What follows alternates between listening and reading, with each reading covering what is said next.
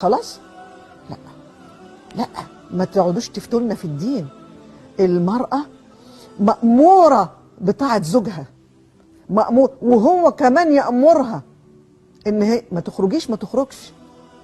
لو قال لها ما تخرجيش، بس احنا ما فيش التعنت ده النهارده في الزمن، لكن لو قال لها ايه، انا عايزك دلوقتي تبقي موجوده، تقعد. ده لو صايمه يا ستي، صايمه ودون اذن زوجها لا يقبل منها.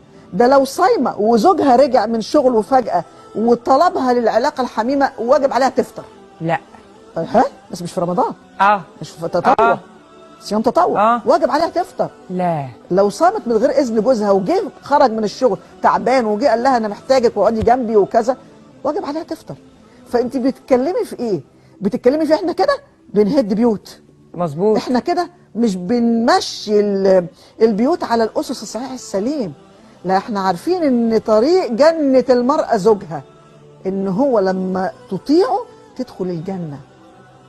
ايام امرأة باتت وزوجها راض عليها دخلت الجنة.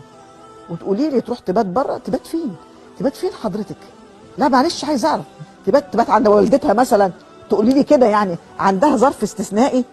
تبات عند اختها عشان عيانه ومريضه وهو سامح لها؟ معلش، لكن مش ملزمه تبات في بيتها بتاع الزوجيه، وفراش الزوجيه تبقى ناشز، ما يصرفش عليها، من حقه ما يصرفش عليها لو خرجت عن طوعه وباتت بره.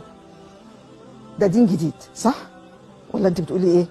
لا اصل انا بسمع الكلام ده لاول مره، انا ما سمعتوش الحته الاخيره دي، ما جاتليش والله كتبوها، ما جاتليش والله. ده دين جديد. احنا هنفضل نهد في ثوابت الدين لغايه امتى؟ خدي بقى راي الدين وراي الست الرجعيه التقليديه. طاعه الزوج من طاعه ربنا.